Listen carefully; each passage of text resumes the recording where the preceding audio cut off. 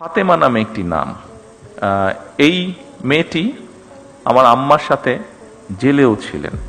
যেহেতু আম্মা অসুস্থ ছিলেন, ও অনেক বছর ধরে আছে, আমাদের পরিবারের একজন সদস্য হয়ে গিয়েছে সে। কিন্তু ফাতেমা স্বাভাবিকভাবে আমার ওয়াইফকে বলেছে, উনিও দু একজনের সাথে কথা বলেছেন। সেই গৃহকর্মী ফাতেমাকে নিজের বোন দাবি করে তাকে অর্ধেক সম্পত্তি দেওয়ার ঘোষণা দিয়েছেন প্রধানমন্ত্রী তারেক রহমান। রাজনৈতিক অঙ্গনে অনেক সময় সম্পর্কের চেয়ে আদর্শ বা স্বার্থ বড় হয়ে দাঁড়ায়, কিন্তু বাংলাদেশ জাতীয়তাবাদী দলের ভারপ্রাপ্ত চেয়ারম্যান বর্তমান প্রধানমন্ত্রী তারেক রহমান এক অনন্য মানবিক দৃষ্টান্ত স্থাপন করেছেন।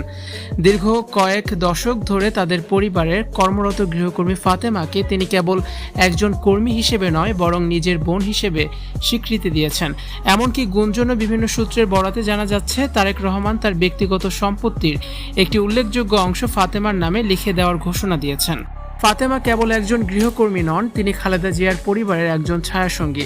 2007 সালের অন-11-এর পরবর্তী সময়ে যখন খালেদা জিয়া কারাবন্দী ছিলেন, তখন ফাতেমা স্বেচ্ছায় তার সাথে কারাগারে থেকে সেবা করেছেন। দীর্ঘ সময় বিদেশের মাটিতে নির্বাসিত জীবনেও ফাতেমা তারেক রহমানের পরিবারের দেখাশোনা ও বিশ্বস্ততার প্রতীক হয়ে আছেন। সম্প্রতি একটি ভার্চুয়াল সভায় তারেক রহমান আবেগপ্রবণ হয়ে ফাতেমার অবদানের কথা স্মরণ করেন।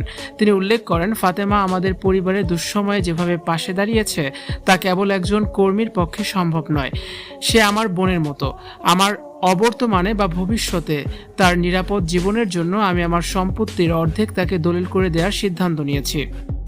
এই ঘোষণা রাজনৈতিক মহলে মিশ্র প্রতিক্রিয়ার সৃষ্টি করলেও সাধারণ মানুষের কাছে এটি একটি মানবিক ও সহমর্মিতার উদাহরণ হিসেবে প্রশংসিত হচ্ছে। ফাতেমা তার নিজের জীবনকে বিলিয়ে দিয়েছেন খালেদা জিয়ার পরিবারের জন্য। খালেদা জিয়া মারা যাওয়ার পরেও জাইমা রহমানের ছায়াসঙ্গী হিসেবে তিনি থেকে গেছেন। তারেক রহমান তার বক্তব্যে ফাতেমার প্রতি কৃতজ্ঞতা প্রকাশ করতে গিয়ে বেশ কিছু গুরুত্বপূর্ণ পয়েন্ট তুলে ধরেছেন। ফাতেমা দীর্ঘ বছর ধরে তাদের পরিবারের সুখ দুঃখের ভাগিদার।